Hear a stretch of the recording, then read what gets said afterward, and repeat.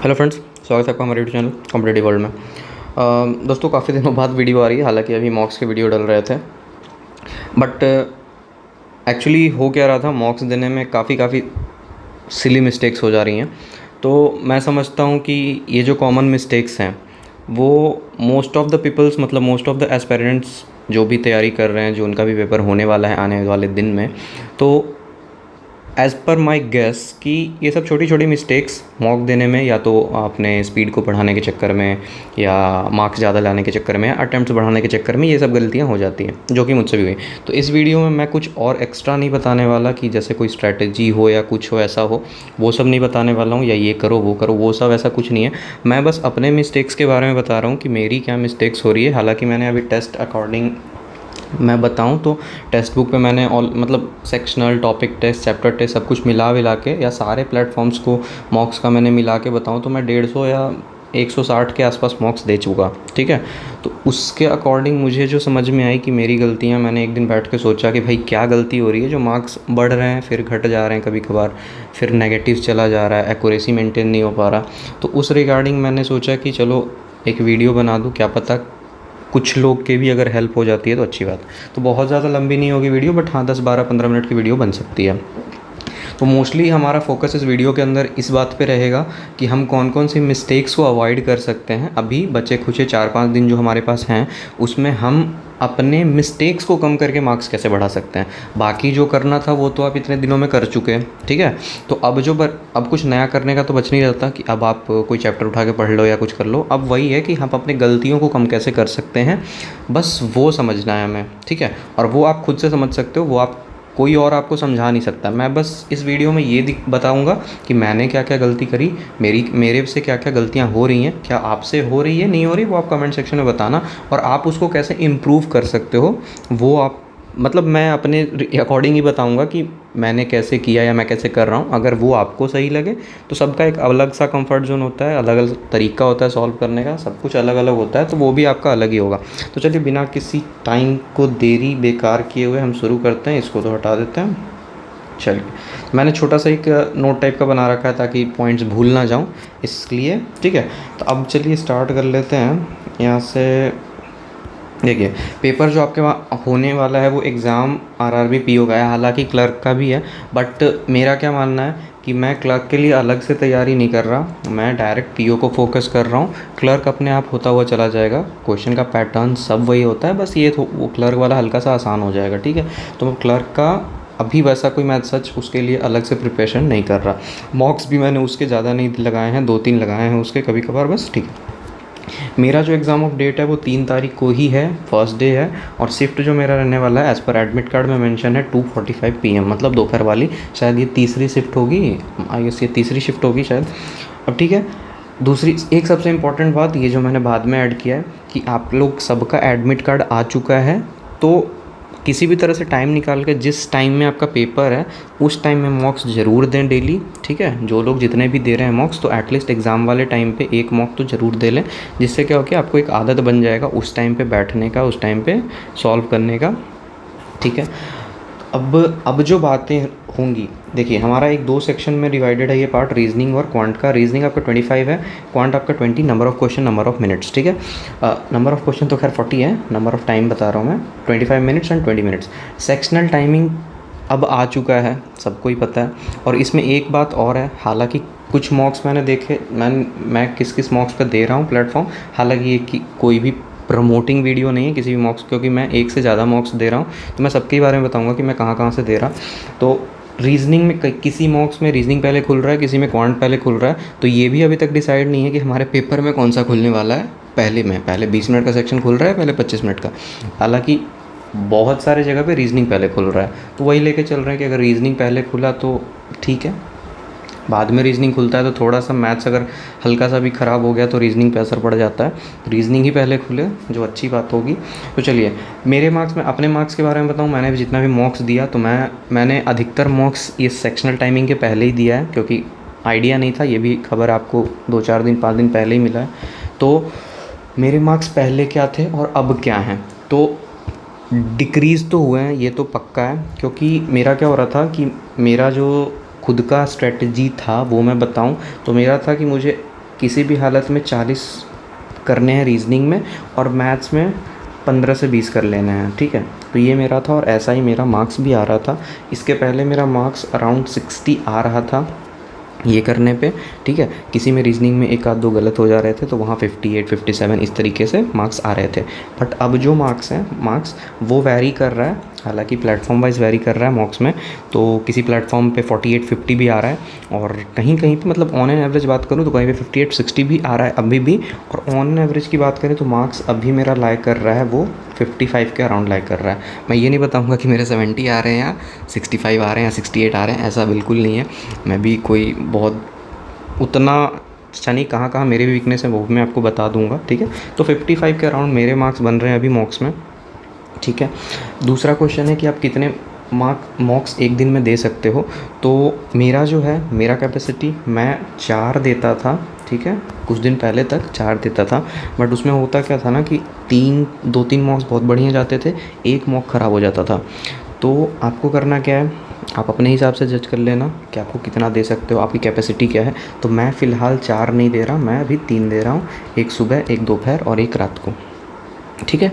दोपहर या शाम कह लो आप, एक सुबह, मतलब सुबह मेरा लेट ही होता है क्योंकि रात को जागता हूँ। तो सुबह अराउंड मैं बोल सकता हूँ 1-2 बजे के आसपास या 12 बजे के पास पहली मॉक देता हूँ, दूसरा 6 बजे शाम के बाद, और तीसरा फिर 12 बजे रात को पास। और क्योंकि अभी मेरा मॉक का जो एग्ज़ाम का टाइमिंग है वो 2:45 है, तो उस अराउंड मैं एक मॉक देता हूँ, फिर शाम को, फिर रात को, ठीक है। तो मेरे मॉक्स मैं दे रहा हूँ 3। प्लेटफॉर्म की बात करूँ तो मैं कौन सा प्लेटफॉर्म यूज़ कर रहा हूँ, मेरे पास मैं 4 कंपनी की दे रहा हूँ। टेक्स्ट बुक, अड्डा, आपका गाइडली हो गया, और एक आपका लर्निंग नीति का है, ठीक है। तो 4 है मेरे पास। हालांकि मुझे सबसे बेटर लगा, मैंने दिया चारों ही है, टेक्स्ट बुक भी ये ठीक है, अड्डा भी ठीक है मतलब, और लर्निंग नीति मुझे सबसे सही लगा इसलिए क्योंकि उसका लेवल ना ही ज़्यादा डाउन है ना ही ज़्यादा अप है, ठीक है। तो बिल्कुल लग रहा है कि हाँ एग्ज़ाम लेवल का मॉक है। गाइडली आपका है एक तो मतलब ज़्यादा ही कुछ हाई है, ठीक है। तो यहाँ पे आपको जो लोग यहाँ पे मॉक्स देते हैं जिनके नंबर अच्छे बन रहे हैं वो तो ठीक है, बट जिनके नहीं बन रहे हैं उनको इतना ज़्यादा परेशान होने की ज़रूरत नहीं है। इसका लेवल सही में हाई होता है और सही में हाई है, ठीक है। तो यहाँ मेरे मार्क्स अराउंड 50 52 53 ऐसे ही बनते हैं, और 48 47 45 48 49 ऐसे भी जाते हैं, ठीक है। बट वहाँ आपको ध्यान देना है परसेंटाइल पे, मार्क्स पे नहीं। मार्क्स तो वेरी करते रहता है लेवल के हिसाब से, परसेंटाइल पे आप देखोगे तो वहाँ आपको पता चल जाएगा कि आप कहाँ पे स्टैंड कर रहे हो। परसेंटाइल बिलो द 70 तो नहीं जाना चाहिए, ऐसे 85 80 के ऊपर हो तो ज़्यादा बेटर है, बट फिर भी बिलो द 70, अगर बिलो द 70 या 65 के आसपास आ रहा है तब थोड़ी सी दिक्कत है कि भाई उस मॉक में भी उतने लोग आपसे ऊपर हैं, ठीक है। तो वो आप सोच सकते हो। दूसरा बात हो गया, फ़ोकस आपको किस चीज़ पे करनी है। काफ़ी लोग अटेम्प्ट्स के चक्कर में होते हैं, हालांकि मैं भी उनमें से एक था कि भाई अटेम्प्ट्स नहीं हो रहे। तो अटेम्प्ट्स का क्या है ना, अटेम्प्ट्स आपके भले आप 60 करके आओ, अगर आप वहाँ पे 10-12 क्वेश्चन गलत कर देते हो तो आपके मार्क्स कहाँ गिर रहे हैं आप सोच सकते हो। तो आप वही 10 क्वेश्चन कम करो बट सारे के सारे सही करो, वो ज़्यादा ज़रूरी है। तो एक्यूरेसी पे आप ज़्यादा ध्यान दोगे तो ज़्यादा सही होगा। हालांकि इस बार फर्स्ट टाइम ये हो रहा है चेंजेशन, तो कट ऑफ्स कम ही जाना चाहिए, कितना जाएगा वो तो मैं नहीं बता सकता। बट मेरा भी ये आरआरबी फर्स्ट टाइम है, मैंने लास्ट ईयर आरआरबी नहीं फिल किया था, तो यही सोच के मैं आया था। कंपोजिट टाइम है तो भाई कुछ ना कुछ अपना एक सब्जेक्ट रीजनिंग ठीक है, तो रीजनिंग पे काम कर लेंगे, और मैथमेटिक्स में या क्वांट्स में हम टाइम के अनुसार उसको कर लेंगे। मतलब जितने हमें ज़रूरत है उतने हम वहाँ से उठा लेंगे, और जहाँ हम पूरा फोकस कर सकते हैं वहाँ से मैक्सिमम नंबर उठाने की कोशिश करेंगे। बट यहाँ तो सीन चेंज हो गया। दूसरी बात, मॉक्स में काफ़ी लोग टॉपर से कम्पीट करते हैं, खुद को कंपेयर करते हैं, और फिर डिमोटिवेट हो जाते हैं कि भाई उसके तो इतने नंबर आ रहे हैं, 80 में 80 आ रहे हैं, 80 में 80 आ रहे हैं, और मेरे तो मार्क्स ही नहीं बन रहे। तो ये चीज़ आपको नहीं करना है, आपको कम्पीट आपको खुद से करना है, ठीक है। आपको अगर ये चीज़ करना है, कंपेयर करना है, तो आप खुद को करो, खुद से करो। आपने जो पिछला मॉक्स दिया या आपके पास 3-4 कंपनी के मॉक है, तो आप खुद में देखो कि भाई उसमें मेरे इतने नंबर आ रहे हैं, यहाँ नीचे क्यों आ रहे हैं। परसेंटाइल देखो, यहाँ कितने हैं, वहाँ कितने हैं, ये खुद का देखो। लास्ट मॉक दिया था उसमें क्या है, इसमें क्या है। तो टॉपर से करने की ज़रूरत नहीं है, काफ़ी जगह टॉपर फेक होते हैं। आप एक चीज़ ध्यान से देखना, जिस मॉक में पॉज वाला सिस्टम है, ठीक है, वहाँ आप देखोगे टॉपर के मार्क्स को नहीं देखना, टॉपर्स के टाइम को देखना, ठीक है। वहाँ मैंने ये चीज़ देखा है, नोटिस किया है, टॉपर्स के मार्क्स आपको देखने को मिल जाएंगे 80 आउट ऑफ 80। मैं ये नहीं बोल रहा कि सारे टॉपर्स फेक होते हैं, बहुत लोग हैं कैपेबल जो 80 आउट ऑफ 80, 75, 79, 78 लाते हैं, बट मोस्ट ऑफ ऐसे भी पीपल्स होते हैं जो भाई खुद का नाम वहाँ पे शो होने के लिए टॉपर लिस्ट में वो क्या करेंगे, पॉज दे के टेस्ट देते हैं और उनका टाइम उसी हिसाब से कैलकुलेट होता है जिस हिसाब से पॉज होता है टाइम। तो वहाँ पे आप टाइम देखोगे ना कि 45 का मिनट वो लोग 27 मिनट में करके बैठे हैं और 80 मार्क्स अभी भी ला रहे हैं सेक्शनल टाइमिंग में। तो मेरे हिसाब से ये पॉसिबल नहीं लगता कि भाई आप कितने भी अच्छे हो, कितना भी आपका स्पीड हो, कितना भी अच्छी एक्यूरेसी हो, प्रैक्टिस हो, 27 मिनट में आप 80 का 80 क्वेश्चन वो भी क्वांट और रीजनिंग के करके बैठ जाओ, पॉसिबल नहीं है। तो ये चीज़ करना बेकार है, आप खुद को टॉपर से कंपेयर ना करो। दूसरा, अब आज के दिन में ये तो कोई नई बात नहीं है, सबको ही पता है, सब लोग ही बोलते हैं, कुछ भी नया करने की ज़रूरत नहीं है, जो आप कर चुके हो उसी को रिवाइज़ करो, उसी की प्रैक्टिस करो, ठीक है, यही चीज़। अब मैं बात करूँ कि मेरी क्या क्या मिस्टेक्स हो रही हैं सब्जेक्ट वाइज में बता देता हूँ, रीजनिंग में क्या हो रहा है और क्वांट में क्या हो रहा है। तो सबसे पहले मैं बात करूँ पज़ल की। देखो पज़ल में आपका क्या है कि एक तो रीजनिंग करने पेपर का सॉल्व करने का आपका दो तरीका होगा। दो तरीका में एक होता है कि आप जैसे ही पेपर खुला आप सीरियल नंबर वाइज से सॉल्व करते जाओ, भले कुछ भी आए क्वेश्चन सामने। दूसरा होगा कि आपने एक पैटर्न बना रखा होगा कि पहले मैं ये छोटे छोटे मिसलेनियस कर लूँगा, उसके बाद में पज़ल करूँगा, ठीक है। मेरा हालांकि दूसरा वाला तरीका ही है, लेकिन उसमें थोड़ा सा बदलाव हो जाता है कि मेरा जो पज़ल वाले सेक्शन में जैसे 4-5 काइंड के पज़ल होते हैं। डेजिग्नेशन हो गया, मंथ बेस्ड हो गया, वीक वाला मंडे ट्यूसडे वाला हो जाता है, फिर आपका लीनियर हो जाता है, सर्कुलर हो जाता है, स्क्वायर हो जाता है, रेक्टेंगल हो जाता है, फिर एक फ्लोर होता है, फ्लैट होता है, बहुत सारे होते हैं। तो मुझे जो मेरा जिस पे कमांड है, जिसको देख के लगता है ना भाई ये मैं जल्दी कर दूंगा, तो उसको मैं फिर स्किप नहीं करता। उसको मैं क्या करता हूँ, अगर वो पहले नंबर क्वेश्चन पे भी दिखा तो मैं उसको बनाऊंगा, उसके बाद फिर ढूंढूंगा, मार्क करते जाऊँगा, ढूंढूंगा, मार्क करते जाऊँगा, ऐसा करता हूँ। तो आपको अपना पता होना चाहिए कि भाई आपका स्ट्रॉन्ग जोन कौन सा है। मेरा जैसे डेजिग्नेशन वाला है तो डेजिग्नेशन वाला बना लेता हूँ। अगर फ्लोर का 5-6 फ्लोर तक का आ रहा है, 6 फ्लोर तक का आ रहा है तो वो बना लेता हूँ। संडे मंडे ट्यूसडे वाला आ रहा है कि भाई आगे पीछे, तो वो बना लेता हूँ। छोड़ता मैं कौन कौन सा हूँ ये भी मैं बता देता हूँ, ताकि अगर काफ़ी लोग को उसमें समय लगता होगा तो वो भी ऐसा स्किप कर सकते हैं, वो उसमें एंड में टाइम बचे तो उसको बना सकते हैं। देखिए मैं छोड़ता हूँ सर्कुलर वाला, जिसमें नॉर्थ और साउथ दोनों लोग बैठे हैं, मतलब दोनों डायरेक्शन में। एक डायरेक्शन में बैठे हैं तो फिर भी इजी है, और 6-7 लोग बैठे हैं तो इजी हो जाता है वो। बट दोनों डायरेक्शन में बैठे हैं तो वो थोड़ा सा कन्फ्यूजिंग कर देता है।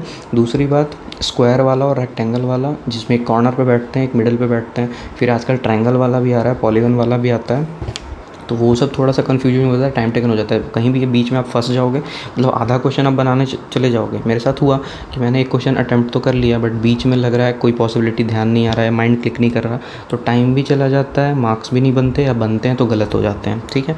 तो उस बेसिस पे आपको अपना स्ट्रॉन्ग पता होगा, आपने प्रैक्टिस इतने दिन से की तो आपको पता होगा, आप उस हिसाब से अपना पिक करो कि भाई ये पज़ल मुझसे बनेगा, तो बनाते हुए निकल जाओ। और जो नहीं लग रहा है, पढ़ के ही हल्का सा आप रफ रीडिंग करोगे ना, तो आपको पता चल जाएगा कि ये वाला मुझसे बनेगा नहीं बनेगा, ठीक है। तो आप उसको बना लो या आप उसको मार्क कर लो। मार्क करना बहुत इंपॉर्टेंट है, आप नहीं मार्क करोगे तो बाद में ढूंढने में आपको टाइम लग जाएगा। पज़ल का पहला क्वेश्चन मार्क कर लो, उसका सीधे 4 स्किप करो, 5वें पे पहुँचो, चौथे पे ज़रूर जाना। किसी में 4 क्वेश्चन होता है, किसी में 5 क्वेश्चन होता है, ठीक है। इस वजह से सबसे इंपॉर्टेंट पज़ल सॉल्व करते हुए पढ़ना बहुत ज़रूरी है, बिल्कुल ध्यान से। ये गलतियाँ मुझसे होती है, बहुत ज़्यादा स्पीड में पढ़ने के चक्कर में बीच का एक आधा लाइन मिस हो जाता है। जैसे फुल स्टॉप लिखा हुआ है, उसमें लिखा हुआ है कि भाई ए जो है वो सी के बगल में नहीं बैठता है, ठीक है, और मैंने वो चीज़ स्किप कर दिया एंड में, जैसे उसके कारण दूसरी पॉसिबिलिटी बनती, बट मैंने क्या किया, जैसे ए सी के बगल में नहीं बैठता, बट मैंने जो बनाया उसमें मैंने ए को सी में बगल में बैठा दिया, मैंने बना दिया, सारा क्वेश्चन गलत हो गया, ठीक है। तो ये बहुत ज़रूरी है, ये मुझसे गलतियाँ हुई हैं, दैट्स वाई मैं बता रहा हूँ कि आपको पढ़ना बहुत ज़रूरी है, ठीक है। अच्छे से पढ़ना, पढ़ तो सभी लेते हैं, मतलब स्पीड के चक्कर में नज़र चला जाता है टाइम पे, फिर देखो भाई इतना टाइम बाकी है, जल्दी जल्दी पढ़ के वो गलतियाँ हो जाती है। दूसरी बात, आपका जितना स्पीड है, सबको अपना अपना स्पीड पता है कि भाई मैं इससे ज़्यादा पुश कर रहा हूँ, मेरी गलतियाँ बढ़ रही हैं। जैसे मैंने किया, मुझे पता है मेरी स्पीड क्या है, बट उससे भी ज़्यादा तेज़ करने की कोशिश की, क्योंकि मुझे अराउंड 40 क्वेश्चन करने में सेक्शनल टाइमिंग के पहले मतलब 25 के आसपास, किसी मॉक में 24-25 भी लग रहा था, और किसी मॉक में 27-28 भी लग रहा था। तो मुझे अपनी स्पीड पता थी कि मैं 27 मिनट अगर रीजनिंग को दे रहा हूँ तो बाकी उधर 17 मिनट 18 मिनट अगर मैथ्स को दे रहा हूँ तो मार्क्स मेरे बन जा रहे हैं, निकल जा रहे हैं, प्री हो जाएगा। बट अब जो 25 मिनट वाला टाइम आ गया तो थोड़ा सा प्रेशर बन गया माइंड में कि 25 मिनट में ही 40 करने का कोशिश करना है, ठीक है। तो अब मैं उसको थोड़ा सा इस तरीके से सोचा कि चलो भाई 25 मिनट में अगर 37-38 भी हो जाते हैं तो ठीक है, उधर 20 मिनट में कोशिश करेंगे 20 कर लेने का, तो फिर भी अराउंड 60 पहुँच जा रहे हैं मार्क्स। इसके कारण क्या है ना कि आप जब अपने स्पीड को ज़्यादा अपने लिमिट से पुश करते हो तो आपकी गलतियाँ होने की चांस बढ़ जाती हैं। मैंने ये नोटिस किया है अपने आप में कि मैं जब मॉक्स में कोशिश करता हूँ कि भाई ज़्यादा कर लूँ तो उसमें गलतियाँ होना ही होना है, चाहे वो पज़ल में हो जाए, मिसलेनियस में हो जाए, क्वांट में हो जाए, रीजनिंग में हो जाए, होना ही होना है, ठीक है। तो वो नहीं करना। रफ शीट आपको क्या करना है, काफ़ी लोग अभी कॉपी पे दे रहे होंगे या किसी भी कॉपी पे दे रहे होंगे या पेज पे दे रहे होंगे, तो आपको जैसा एग्ज़ाम में माहौल मिलता है वही आप कोशिश करो इन बचे हुए दिनों में करने का। कि वाइट वाला पेज जो आता है, एक बंडल आता होगा, बंडल अब तो क्या ही नया लोगे, लेकिन कॉपी भी आती है वाइट वाली, स्पायरल वाली, वो भी आप यूज़ कर सकते हो, ब्लैंक कॉपी भी आती है। तो पेज यूज़ करो तो ज़्यादा बेटर है, एग्ज़ाम वाला ही सिनेरियो आपका चलता रहेगा।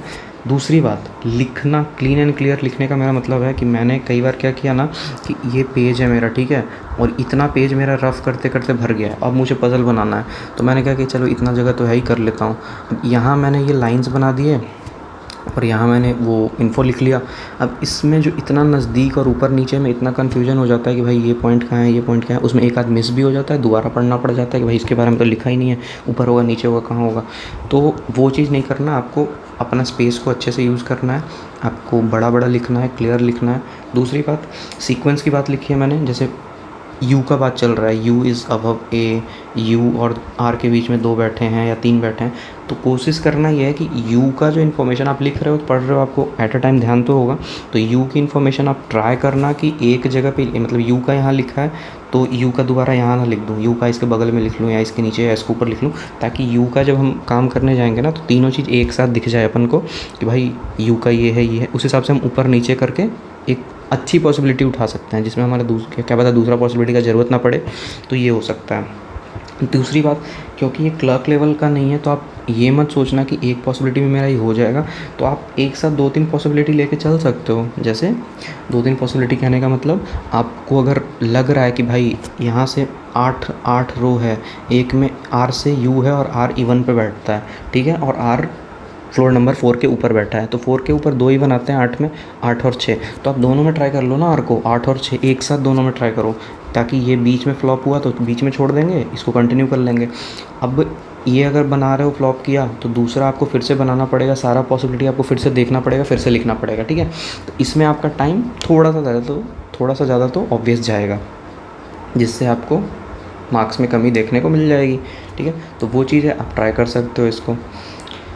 तीसरा, इन्फॉर्मेशन लिखना इम्पॉर्टेंट है, हालांकि सब लोग लिखते ही हैं, बट मैं क्या बोल रहा हूँ, क्या इम्पॉर्टेंट है कि जैसे ही आप लिखते तो हो, बट आप ऐसे लिखो जैसे कोई पज़ल ऐसा आ जाता है ना कि वो जैसे बताते हुए जा रहा है कि भाई आर हमारा बॉटम पे बैठ रहा है, इससे 2 सी है, फिर सी से 1 वो है, ये है, तो आप क्या करते हो, डायरेक्ट लिखते नहीं हो, डायरेक्ट पज़ल बनाना सॉल्व कर देते हो। उसमें क्या है ना कि बीच में आकर आपका अगर बाई चांस कहीं गड़बड़ हुआ तो आपको वापस से पूरा पज़ल पढ़ना पड़ेगा, ठीक है, क्योंकि फिर बने हुए में से आपको शॉर्ट आउट करना मुश्किल हो जाएगा कि भाई कहाँ कौन सा चीज़ था जो एक्यूरेट था।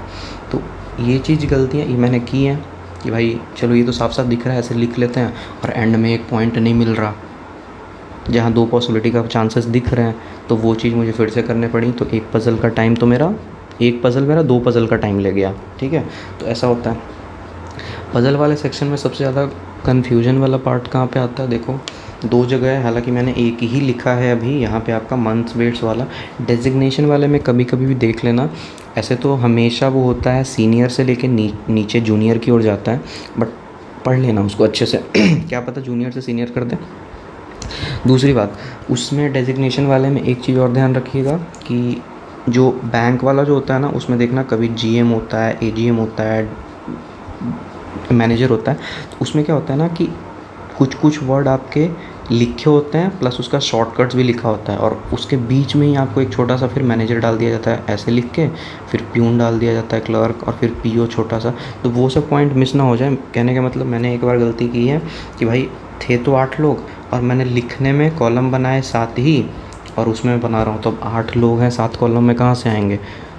बन नहीं रहा, बन नहीं रहा, बन नहीं रहा। कुछ तो गलती हुआ, दोबारा पढ़ा तो देखा, अरे भाई मैंने 8 लोग जैसे ही पढ़ा, 8 एम्प्लॉयज़, मैंने अपने कॉलम देखे कि एक तो मिसिंग है, फिर से बनाना पड़ा। तो ये दिक्कत होती है। दूसरा मंथ, यहाँ पे कन्फ्यूजन क्या होता है ना, हम लोग को पज़ल बनाने का आदत होता है, आप फ्लोर बनाओ या फ्लैट बनाओ या कुछ भी। अब भी लोग का आदत होता है, या पर्सन्स का आदत होता है कि एक पर्सन, दोनों के बीच में 2 लोग बैठे हैं, दोनों के बीच में 3 लोग बैठे हैं। मंथ वाले में थोड़ा अलग हो जाता है, जहाँ गलतियाँ के चांसेस थोड़ी बढ़ जाती हैं। आप वहाँ 1-2 करके नहीं बढ़ा सकते। मंथ में आपको मिलेगा 2 मंथ बिफोर या 3 मंथ बिफोर। और मंथ भी आपको वहाँ जनवरी टू दिसंबर नहीं दिया जाता, वहाँ आपको मंथ रैंडमली दिया जाता है, जनवरी, मार्च, मई, अगस्त, सितंबर, दिसंबर, ऐसे। अब अगर दिसंबर में कोई बैठा है, उसको कहेगा 3 महीना पहले, तो आप 1 2 3 गिन के करोगे तो वो तो जनवरी पहुंच जाएगा। लेकिन मंथ्स वाले केस में दिसंबर से 3 महीना पहले जो मंथ आता है उसमें जाना होगा। वो आपको जस्ट अबव भी हो सकता है, जस्ट बिलो भी हो सकता है, 2 का गैप भी हो सकता है। तो इस चीज़ पर आपको ध्यान रखना है, यहाँ गलतियाँ हो जाती हैं। दूसरा, अब मिसलेनियस वाले पार्ट में करूँ। मेरा तो खैर ये वाला जो पार्ट है, ये तो मुझे लगता है एग्ज़ाम में छोड़ के ही आना पड़ेगा, ठीक है। मेरा पर्सनल, मैं अपना खुद का बता रहा हूँ, तो फॉरवर्ड बैकवर्ड, हाँ। और एक बात बता रहा हूँ, वीडियो थोड़ी सी अभी 20 मिनट हो गया, तो आप लोग 2x करके देख लीजिएगा। जो लोग देख रहे हैं 2x पे देख लीजिएगा। इसमें कोई बहुत ज़्यादा मैं मैथ्स या रीजनिंग सॉल्व नहीं करवा रहा हूँ, तो 2x पे देख लीजिएगा। जो आपको अच्छा लगे वो आप अपने पे अप्लाई कीजिएगा, नहीं अच्छा लगे फॉरगेट, ठीक है। तो मेरी जो गलती होती है फॉरवर्ड बैकवर्ड में, तो मेरा हमेशा गलती होता है, एक ना एक पॉइंट मिस हो ही जाता है। अगर 4 हो रहे होते हैं तो मैं 3 मार के आता हूँ, 5 हो रहे होते हैं 4 मार के आता हूँ, मोर देन 4 होता है मैं 3 मारता हूँ, मोर देन 4 होता है मैं 4 मारता हूँ। तो मेरा गलती ये वाला एक क्वेश्चन जो है, मतलब अगर मैंने 90 बार ये क्वेश्चन बनाया है, तो मैं बताऊँ तो 70 बार मेरे गलत हुए होंगे, ठीक है, ये क्वेश्चन। तो अब मुझे लगता है कि मुझे एग्ज़ाम में इसको सीधे स्किप ही करना है, बनाना ही नहीं है, ऐसा मैं सोच रहा हूँ। दूसरा, सिलॉग वाले में ओनली और फ्यू वाले में कभी कभार गलतियाँ हो जाती मुझसे, तो वो चीज़ आपको ध्यान रखनी है। ओनली फ्यू वाला। अल्फ़ा न्यूमेरिक में ध्यान रखना है, वो आपको इमीडिएटली प्रिसीडेड, इमीडिएटली फॉलोड वाला। और इसमें जो सीरीज़ होते हैं, फिर 3 टाइप का आता है, उसको कहा जाता है एक घटा दीजिए, एक बढ़ा दीजिए, मतलब 3-3 का जो पेयर करके भी बनता है, उसमें आपको एक मतलब वॉवेल्स को 2 लेटर आगे बढ़ा देना है, 2 लेटर पीछे बढ़ा देना है कॉन्सोनेंट को। तो वो सब वाले में थोड़ा सा केयरफुल रहना है। वर्ड फॉर्मेशन, अगर आप मतलब पूरी तरीके से कॉन्फिडेंस है आपको कि भाई यही होगा, इसके अलावा नहीं होगा, तभी आप सॉल्व करना, नहीं तो फालतू का नेगेटिव चला जाता है यार। मेरा भी चला जाता है, मतलब मुझे लगता है एक ही वर्ड है, बट क्या पता ऐसा कोई वर्ड निकल जाए जो अपन ने कभी सुना ही नहीं हो और वो भी एक वर्ड होता हो। तो इस कारण से मेरी गलतियाँ हुई हैं जो नॉर्मल सा है। जैसे आज एक मॉक दिया था, वहाँ एक वर्ड बन रहा था हॉर्न, तो इससे मुझे नहीं लग रहा था कि कोई और वर्ड बनेगा, मतलब कोई दूसरा वर्ड भी इसको इधर यूज़ करके बन सकता है, तो यहाँ मैंने मार दिया। बट कुछ ऐसे वर्ड आए हैं मॉक्स में जिसमें बन रहे होते हैं 2 और 3 वर्ड, बट मुझे लगता है एक ही बनेगा, ठीक है, और मैं 1 मार के आता हूँ, गलत हो जाता है, ठीक है। कोडिंग डिकोडिंग में इसका लेवल तो मॉक वाइज वेरी हो रहा है मेरे में, तो किसी मॉक्स में तो काफ़ी आसान लगता है, किसी में मतलब जैसे अड्डा का मॉक दे रहा हूँ, वहाँ कोडिंग डिकोडिंग बहुत बहुत बड़ा लेंदी होता है, पैराग्राफ टाइप का दे देता है, तो वहाँ थोड़ा टाइम लग जाता है। बाकी सारे मॉक्स में ये ठीक होता है। तो ये भी डिपेंड करता है आप किस तरीके से करते हो। बहुत लोग लिख के करते हैं, वो भी आसान है, एक बार आप सारा का पता चल जाता है कि इसका ये है, इसका ये है। मैं वैसे नहीं करता, मैं डायरेक्ट स्क्रीन पे देखता हूँ, लाइंस में देखता हूँ, वहाँ से शॉर्ट करता हूँ, वहाँ से करता हूँ। तो लेकिन वैसे करने में एक प्रॉब्लम आ जाता है, अगर किसी लाइन का दे देता है कि भाई जैसे एक आध वर्ड है तो फिर तो ठीक है, उस लाइन में अगर सेंटेंस में 3-4 वर्ड का पूछ दिया एक साथ, तब थोड़ा प्रॉब्लम हो जाता है। बट ठीक है, मेरा वही तरीका है, मैं उसी तरीके से करते हुए आ रहा हूँ, तो मैं वही फॉलो करता हूँ।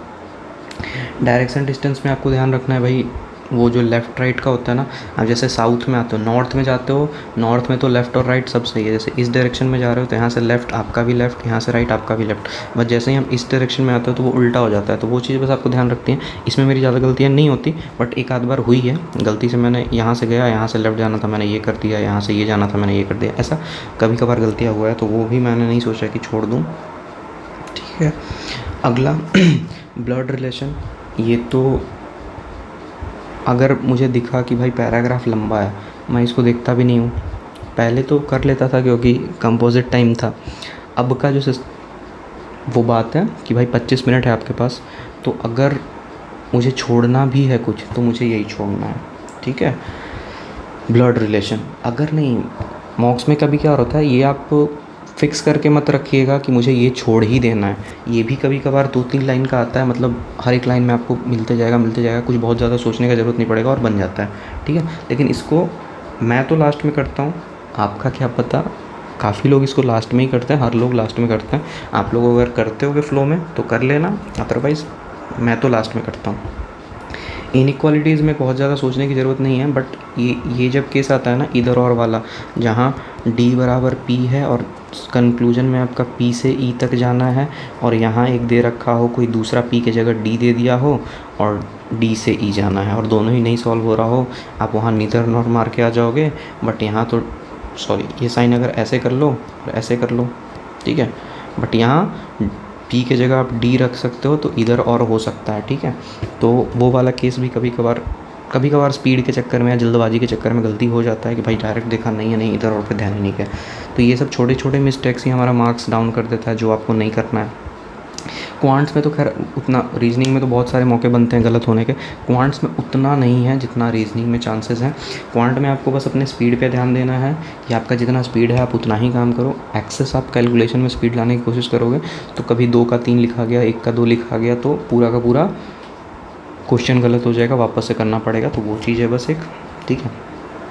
आपको जैसे ही मॉक खुलता है तो आप पहले क्या करना है कि जैसे पहले आपको क्या करना है, मैं जो करता हूँ वो मैं बता रहा हूँ कि स्पीड मैथ्स ढूंढ लेता हूँ, स्पीड मैथ्स करता हूँ, उसमें टाइम लगे तो ठीक है भाई, उसको तो नहीं छोड़ना है।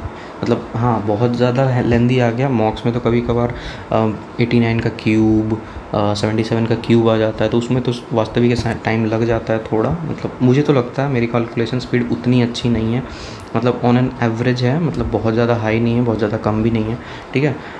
DI को क्या करना है, जैसे आपको DI मिले आप उसको एक बार रफ देख लो, टेबल है, पाई है, लाइन है, बार है, क्या है, ठीक है। आपको कौन सा DI सॉल्व किया है आपने, आपको किस पे ज़्यादा कमांड है, कौन सा ज़्यादा प्रैक्टिस करते हो, क्या उसका इन्फॉर्मेशन है, वेरिएबल है, एक्स है, वाई है कि नहीं, वैसा कुछ डायरेक्ट रेशियो बेस्ड या इन्फॉर्मेशन, छोटा छोटा इन्फॉर्मेशन है 200 400 500 700 करके, तो वो आप मार्क ज़रूर कर लो कि भाई जब मेरे सब कुछ स्पीड मैथ हो जाएंगे तो सबसे पहले मैं इसको करूँगा। मेरा वही है, मैं स्पीड मैथ्स करता हूँ, फिर मैं अर्थमेटिक छोड़ के सीधे आता हूँ DI पे। अर्थमेटिक बीच में जो अपना टॉपिक है, मेरा भी अर्थमेटिक सारा स्ट्रॉन्ग नहीं है, मैंने कुछ गिने चुने टॉपिक, परसेंटेज हो गया आपका, एवरेज हो गया, टाइम एंड वर्क हो गया, इस तरह के 3-4 टॉपिक चूज़ करके किए हैं कि उसके क्वेश्चन नहीं छूटेंगे। एज का हो गया, ये सब क्वेश्चन नहीं छोड़, वो सब दिखता है तो वो सब हो जाता है। उसके बाद DI करता हूँ, DI के बाद जो टाइम अगर बच गया, हालांकि बचता नहीं है, ठीक है, मुझसे नहीं बचता, और मार्क्स उसके बाद अर्थमेटिक्स, जो आपको आसान लगे वो आप मार्क करके चल सकते हो कि अगर टाइम बच जाए तो हम कर सकते हैं, ढूंढना ना पड़े, ठीक है। DI को पे खास ध्यान देना है कि आपको लिखते समय गलती ना हो, ठीक है। अब देखो क्वाड्रेटिक का क्या है, केयरफुल रहना है कब, जब यहाँ पे सिली मिस्टेक्स होने के चांस हो जाते हैं। जैसे मेरा लास्ट टाइम मुझे जो गलती हुआ याद हुआ, मेरा XQ का वैल्यू दे रखा था ना, यहाँ दे रखा था XQ is equal to XQ plus 512 is equal to 0, तो ये तो XQ माइनस 512 हो जाता, तो इसका -8 आना चाहिए था, ठीक है। बट मैंने क्या किया, जल्दी जल्दी में 8 मार के बना दिया, गलती हो गया मेरा। तो ये सब एक आध जगह आता है जहाँ पे आपका ध्यान रखना होगा थोड़ा सा, मतलब यहाँ सिली मिस्टेक्स ही होता है, ऐसा नहीं।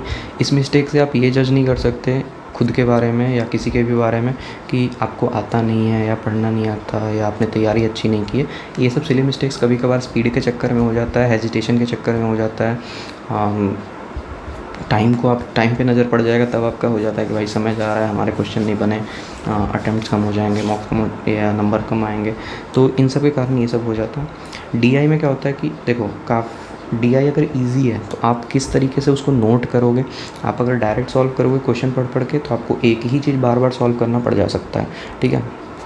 तो मेरे हिसाब से मैं तो वही करता हूँ, टाइम लगता है 1-2 मिनट, बट सारा का सारा पहले नोट आउट कर लो। आप चाहे तो टेबल फॉर्म में कर लो या आप जैसे भी कंफर्टेबल हो अब वैसे कर लो नोट, जिससे कि आपको आदत हो जैसे आप बनाते होगे वैसे। लेकिन एक जगह सारा इंपॉर्टेंट जगह नोट कर लेने के बाद क्या होता है कि आप सारे क्वेश्चन वन गो में बना सकते हो। जो बड़ा क्वेश्चन होगा उसको स्किप करके छोटे छोटे क्वेश्चन पहले बना लिए, अगर कोई टाइम बचता है बड़ा क्वेश्चन ट्राई कर लेने में क्या जाता है, उस हिसाब से ऐसे कर सकते हो, ठीक है। बाकी एक सबसे बड़ा बात क्या होता है कि आपको क्वेश्चन का सिलेक्शन पता होना चाहिए कि भाई कौन सा क्वेश्चन मुझसे बनेगा, कौन सा क्वेश्चन नहीं बनेगा, चाहे वो पजल हो, डीआई हो, अर्थमेटिक हो, मिसलेनियस हो, कोई भी क्वेश्चन हो, आपको पता होना चाहिए कि मेरा ये टॉपिक है, ये मुझसे बन जाएगा, ये टॉपिक मुझे नहीं बनेगा तो इसको मुझे छूना भी नहीं है, ठीक है।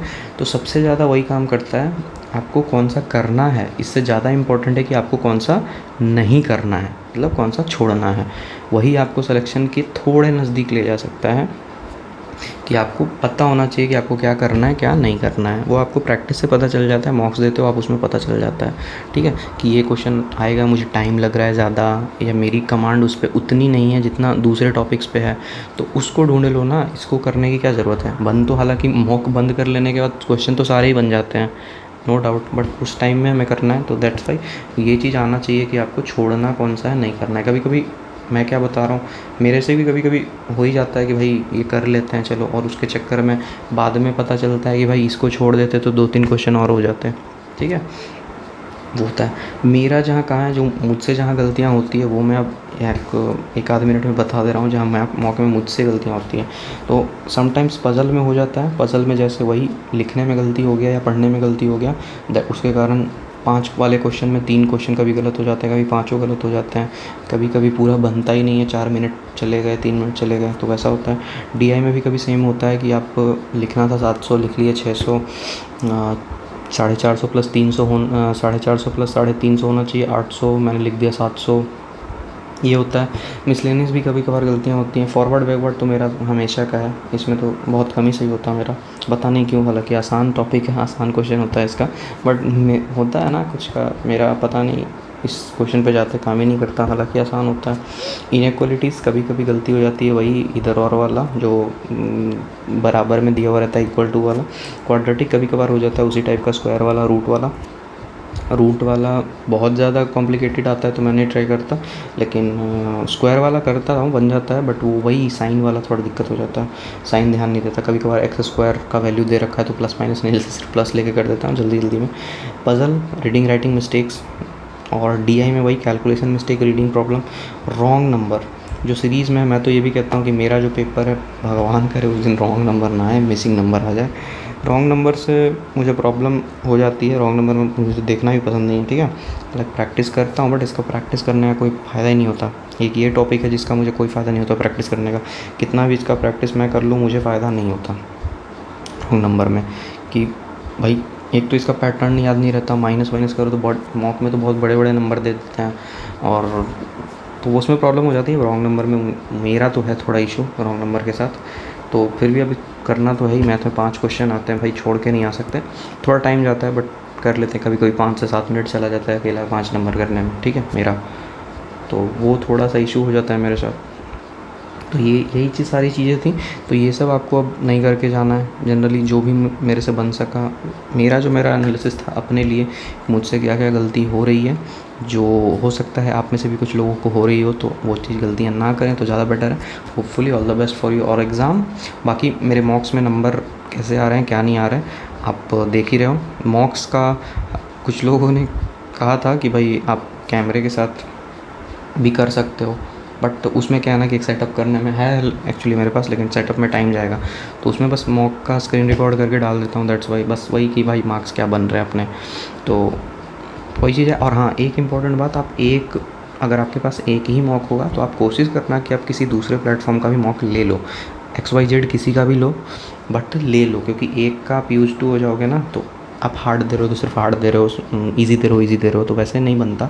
2 कंपनी का मॉक दोगे, दोनों का इंटरफेस चेंज रहेगा, दोनों के क्वेश्चंस बदलेंगे, दोनों का लेवल बदलेगा, तो आपको एक अच्छा मतलब तैयारी मिलेगी एग्ज़ाम के लिए। किसी को यूज़ टू नहीं होना कि एग्ज़ाम में जाके तो भाई अल्टीमेटली फेस क्या करना है वो अपने को नहीं पता। इंटरफेस याद होगा बट उस पर हम ट्राई नहीं करते ना, वो सेम इंटरफेस तो नहीं मिलता एज़ इट इज़, वैसा मिल पाता है लगभग, बट एक प्लेटफॉर्म पे ट्राई करते रहोगे तो दिक्कत हो जाती है, उसी टाइप के क्वेश्चन की आपको आदत हो जाती है। तो ये चीज़ आप एक कर सकते हो। मैंने तो 4 ले रखा है, जिसमें टेक्स्ट बुक का एक फुल लेंथ एक ही बचा है, अब लर्निंग नीति का ख़त्म ही हो गया सारा फुल लेंथ वाला। अड्डा वाले बचे हुए हैं, प्रीवियस ईयर मार लिया उसका, और मॉक्स बचे हैं। गाइडली वाला बूस्टर मैंने सारा मार लिया है, और नए वाले में दो दिया है, और पुराने वाले में जब तक पुराने वाले में तो सेक्शनल टाइमिंग के पहले वाला दिया है सारा। और सेक्शनल टेस्ट भी आप देना, सेक्शनल टेस्ट भी देने का काफ़ी फ़ायदा होता है। Test chapter test topic test सारा लगा दो अभी, क्योंकि जब आप मॉक दे रहे हो तो मॉक दो, बट मॉक से उठते हो तो आप टॉपिक टेस्ट लगा लो या चैप्टर टेस्ट लगा लो, क्विज़ लगा लो। इससे क्या होगा कि आपको प्रैक्टिस हो जाएगा। ठीक है, चलो फिर थैंक यू। वीडियो मतलब जितना सोचा था उससे काफ़ी ज़्यादा लंबा हो गया, तो चलो थैंक यू। अगर किसी का कुछ काम आ जाए, किसी का हेल्प अगर इससे हो जाता है तो वो मेरे लिए अच्छा होगा।